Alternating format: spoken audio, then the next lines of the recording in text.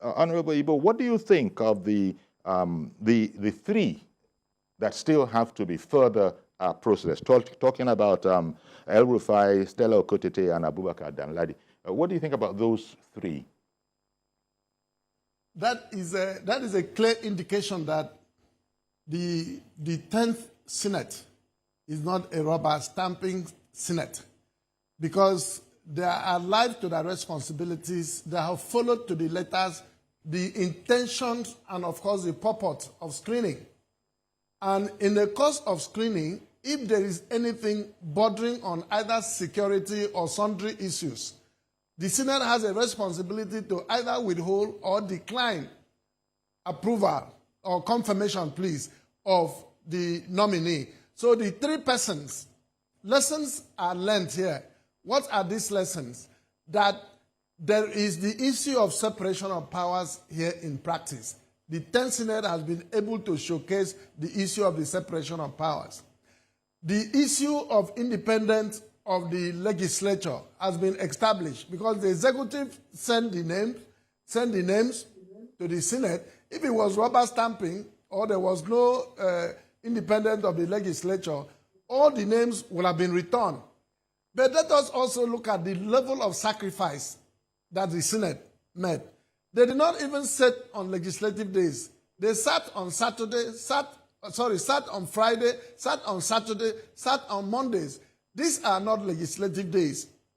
And just to make sure that they cross all the T's, dot all the I's, look at every background checks, look at correspondences from various agencies, security, and other institutions to be able to balance, making sure that whoever is screened and confirmed will be able to pass through that line.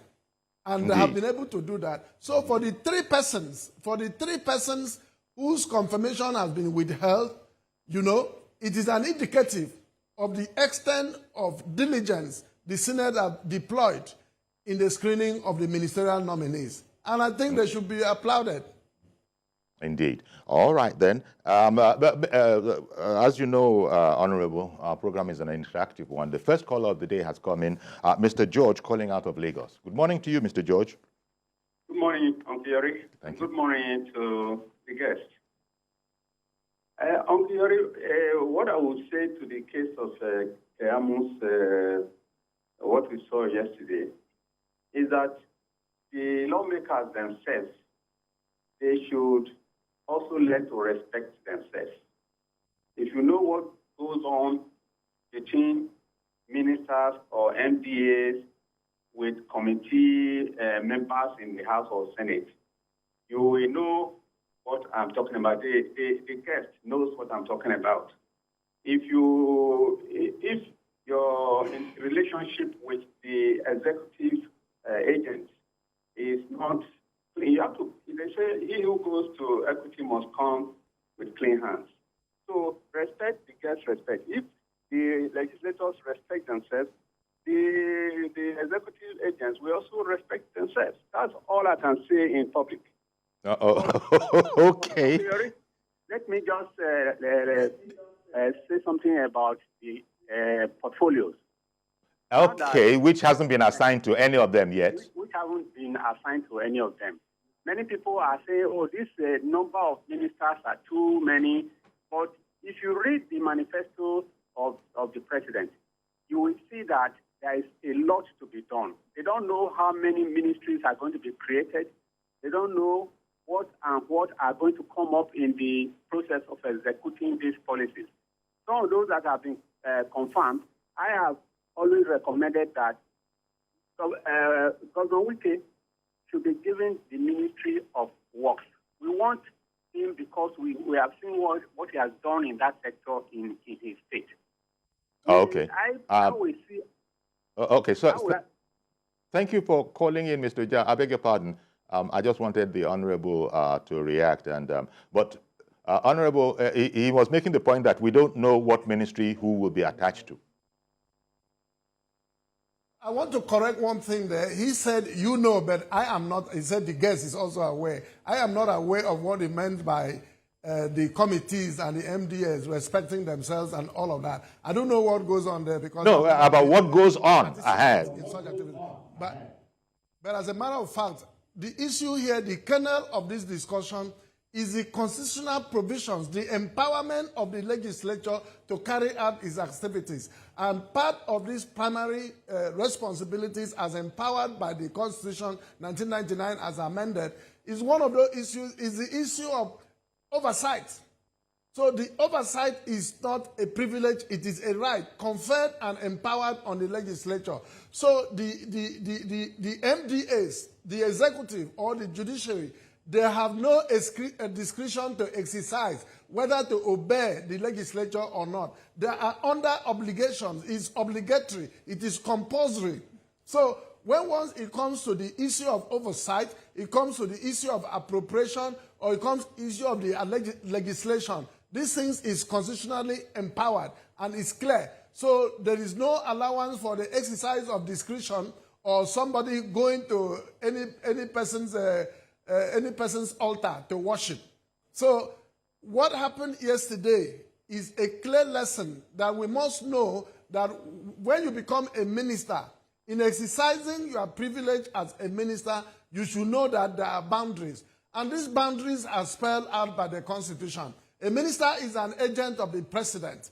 And if the president himself has submitted himself to the extent of sending the names for screening for approval by the Senate, the minister who is subsequently appointed through that instrument should be able to respect and abide by the provisions of the law. That's what lesson that has to be learned. Nobody is above the law. Yes. Indeed. Indeed. Reverend Dominic in Alimosho, good morning to you, sir. Good morning, Ichibiore. Good morning to your guest. Yeah. Can you hear me? Yes, we can hear you. Thank you. Go ahead, please. Okay. I want to join the Honorable there to also say that I don't understand, my brother George, what it means, what goes on in this MDX. Yesterday, I thought the senators will lay a strong precedent to all of us that you cannot insult an institution and come back to that institution and become a minister. If they have stepped down Kayamo, it will send this message to the young, to the middle, to the old. But after that drama yesterday, this is what I call it drama. In the beginning, I supported them. But after that drama yesterday, for them to allow Kayamo to become a minister, it's an insult to that institution. Listen to me, no matter what happens, two wrongs cannot make good. Two wrongs cannot make good. When Parliament invites anybody, that man is obligated to come to Parliament and say his mind, yes or no. That's why you call there. But for them to allow Kayamo, sorry to that Parliament. Number two, Yuri, America is a continent, not a country. People always accuse me of this. How many ministers does a continent have in America? Not up to 40. Why should a nation struggling to feed themselves? A nation they say that we should allow the poor to breathe, have 48 ministers. No matter what is your plan, no matter what is how you want to execute it, bureaucracy does not solve problems. Bureaucracy does not solve problems. What Mr. President wants to bureaucracy, not efficiency. Efficiency doesn't need crowds. They say too many hands for the cooks. What I'm trying to say, 48 ministers is too big for Nigeria today that people are suffering. Somebody collapsed on my gate few days ago, a gateman, and died. One of the cause of it is hunger. Two was he couldn't afford to go to a clinic to buy medicine. My gate man here died a few weeks ago. He came to work and slumped and died. He couldn't buy malaria tablet. He couldn't feed himself well. 48 minutes, sir. Nigeria, beg you. It's too much for a country like Nigeria this time. God bless Nigeria. Thank you very much, Reverend Dominic. Honorable Eyiboh, it's the prerogative of the president how many candidates he sends to the National Assembly, surely. Can you say that again? I said it's the prerogative of the president how many nominees he sends to the National Assembly because he has an idea. But we, the people on whose behalf both the president and the National Assembly itself is working, are making these comments that 48 is too much from their own point of view.